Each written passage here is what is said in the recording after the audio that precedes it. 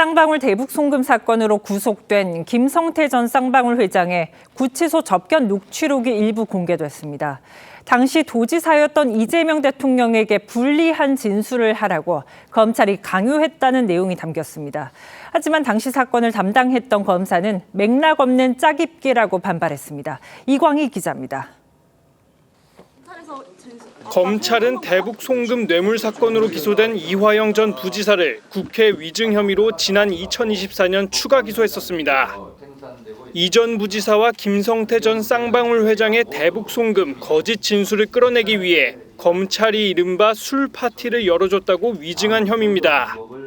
갈비탕을 먹고 싶다 그러면 갈비탕이 제공되어지고, 이 전 부지사 측은 이 재판에 김성태 전 회장의 구치소 접견 녹취가 담긴 법무부 문건을 증거로 요청했습니다.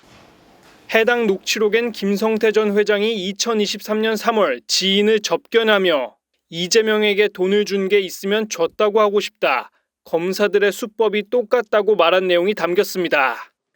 이 전 부지사 측이 이재명 방북비 대납이라는 검찰 측 주장을 뒤집기 위해 법무부 문건을 제시한 겁니다. 이에 대해 당시 수사를 맡은 박상용 검사는 TV조선에 맥락 없는 짜깁기라고 반박했습니다. 이 전 부지사 재판을 맡은 수원지검 역시 내용과 맥락을 검토할 필요가 있다는 입장입니다. TV조선은 김성태 전 회장 측에 연락을 시도했지만 닿지 않았습니다. TV조선 이광입니다.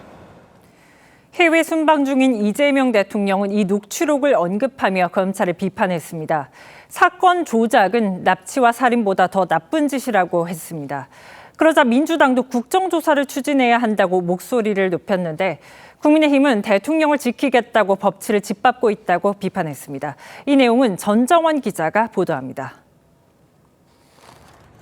필리핀 국빈 방문 중인 이재명 대통령은 김성태 전 쌍방울 회장의 녹취록 보도가 나온 지 1시간여 만에 SNS에 글을 올렸습니다. 증거 사건 조작은 강도나 납치, 살인보다 더 나쁜 짓이라며 검찰을 겨냥한 겁니다. 민주당에선 곧바로 조속히 국정조사를 추진하겠다는 목소리가 이어졌습니다.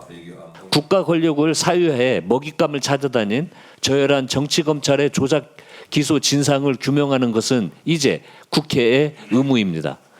민주당 국조추진특위도 김 전 회장의 진술이 검찰 강요에 의한 것임이 드러났다고 주장하며 이 대통령에 대한 공소 취소를 요구했습니다.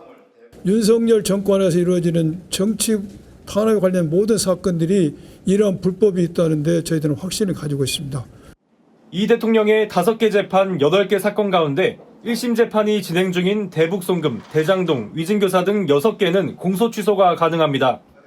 국민의힘은 대통령 메시지는 권위를 이용한 비열한 선동이라며 집권 여당이 대통령 개인의 형사 책임을 덮기 위해 국회 권한을 총동원해 법치를 짓밟는다고 비판했습니다.